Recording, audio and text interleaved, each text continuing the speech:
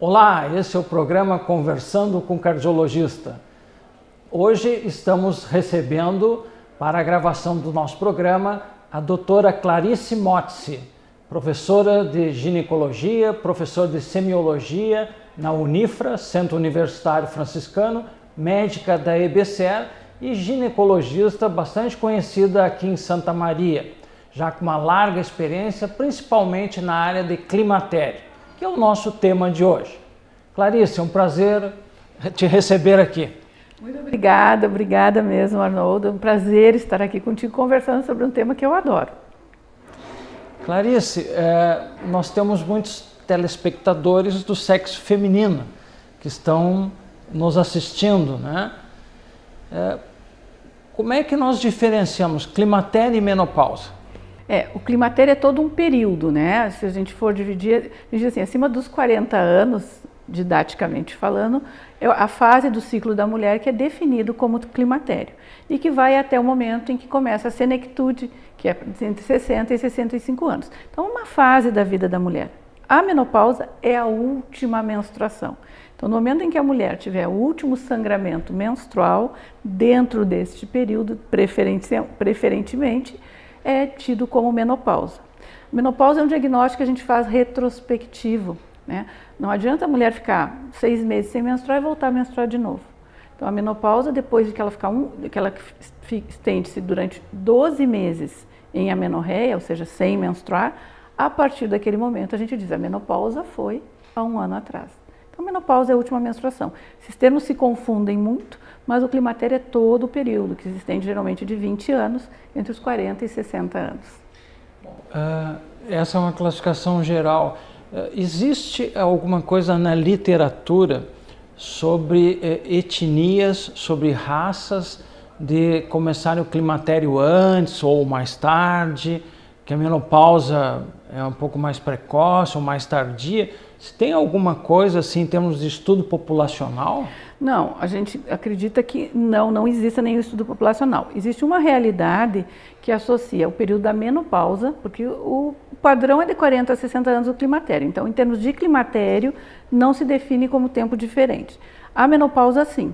Existem estudos que mostram que mulheres fumantes têm tendência a ter a menopausa até um ano e meio antes da média, que é em torno dos 50 anos. Então, a média da brasileira, a média da mulher gaúcha é em torno dos 49 aos 51 anos, a última menstruação, né?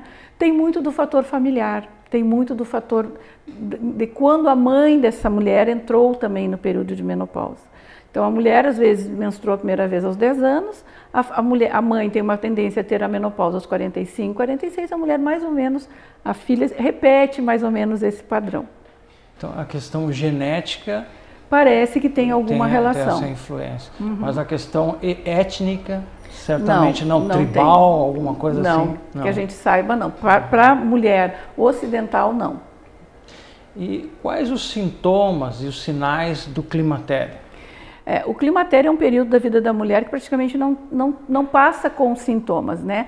A fase perimenopáusica, aqueles anos, geralmente 2 anos antes, até 2 anos depois, é um período que 80% das mulheres podem ter sintomas demonstrados pela falta do estrogênio, né? Então, é muito cultural, porque na mulher ocidental, na mulher brasileira, ele é bem evidente, 75% a 85% das mulheres têm aquele famoso calorão. Na mulher oriental que vive lá na região do Japão, a tendência delas é não ter esses sintomas e elas têm o mesmo processo.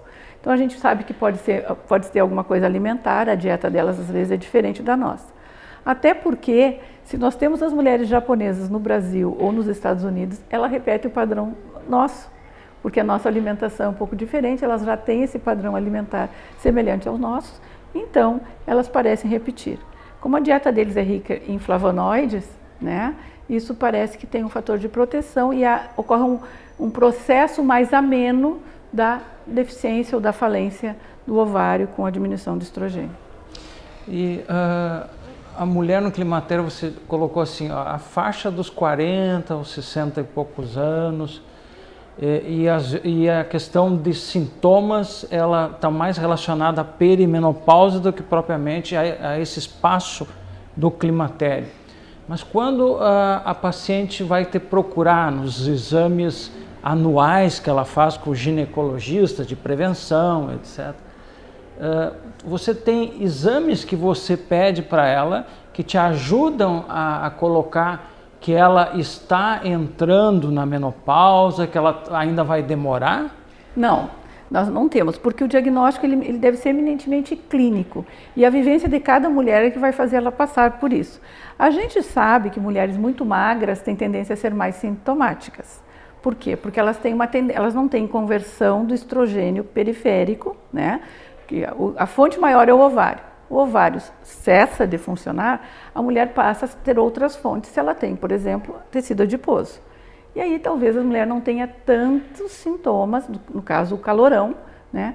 Principalmente o fogacho, do que as mulheres magras. Então, as mulheres que já chegam para a gente magras e são nossas pacientes, a gente já vai informando. Procura fazer atividade física cada vez mais e pode ser que quando chegar no momento em que tua menstruação ficar irregular ou tua menstruação falhar, pode ser que tu tenha mais sintomas, né? Então, o diagnóstico da fase perimenopáusica, da falência, ele deve ser exclusivamente clínico, até porque a dosagem hormonal, de repente a mulher pode ter uma dosagem hormonal mais alta e não ter sintomas. Então, não quer dizer nada. E o padrão maior é assim, parou de menstruar. Parou de menstruar ou está com a menstruação irregular, significa que ela já está no processo de falência ovariana. Você falou que se tem que pessoas que fumam atingem a menopausa com 1 ano e meio antes, mais ou menos, né? O álcool tem alguma influência? Nós não temos nenhuma referência de estudos que o álcool, até porque a gente não tem ainda uma população que ingira muito álcool, né? Os alcoólatras ainda, uma população exclusivamente feminina que tem esse perfil, a gente não tem observado essa relação. Com o cigarro, sim. Medicamentos? Não, medicamentos assim, especificamente nenhum tipo de medicamento, fora medicamentos oncológicos, daí promovem um precoce amadurecimento ou envelhecimento do ovário, do contrário não. Anticoncepção? A anticoncepção é um cuidado que a gente tem, a dúvida maior da mulher, geralmente nesse período, é quando ela chega próxima aos 50 anos, e aí, tem o risco de engravidar até quanto? Então esse é um grande desafio que a gente controla, tenta ajudá-la nesta fase. Clarice, nós vamos para um breve intervalo e depois continuamos conversando, divagando sobre climatério.